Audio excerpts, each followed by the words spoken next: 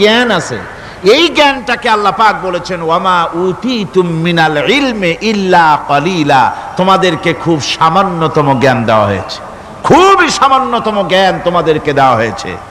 আচ্ছা আপনারা বলুন, একটা ছোট্ট পাখি আটলান্টিক মহাসাগরের ভেতরে তার ঠোঁটটাকে ডুবিয়ে তারপরে সে যদি ঠোঁটটা তোলে তাহলে আটলান্টিকের পানি কমবে কতখানি?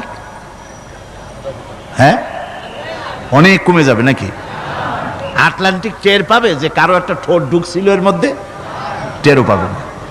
আটলান্টিক মহাসাগরের ভিতরে পাখি তার চঞ্চুটা ঢুকিয়ে দিয়ে যতটুকুন পানি উঠাতে সক্ষম হয় না, ওহির জ্ঞান বাদ দিয়ে গোটা পৃথিবীতে মানুষের যত জ্ঞান আছে, মানব সৃষ্টির প্রথম দিন থেকে নিয়ে আজ পর্যন্ত, এখান থেকে নিয়ে কিয়ামত পর্যন্ত যত জ্ঞান এসছে এবং যত জ্ঞান হবে মানুষের, সমস্ত জ্ঞান এক জায়গায় করলে আল্লাহ সুবহানাহু ওয়া তাআলার অনন্ত অসীম জ্ঞানের মহাসমুদ্রের ভেতর থেকে পাখি যেমন আটলান্টিক থেকে যতটুকুন পানি উঠাতে পেরেছে, বিশ্বের মানুষ আল্লাহর জ্ঞান থেকে অতটুকুনও তুলতে পারে না।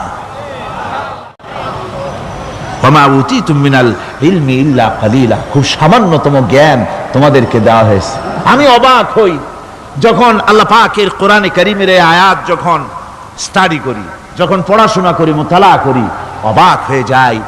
মানুষকে সামান্যতম জ্ঞান দেওয়া হয়েছে, আল্লাহ বলছেন সামান্যতম জ্ঞান।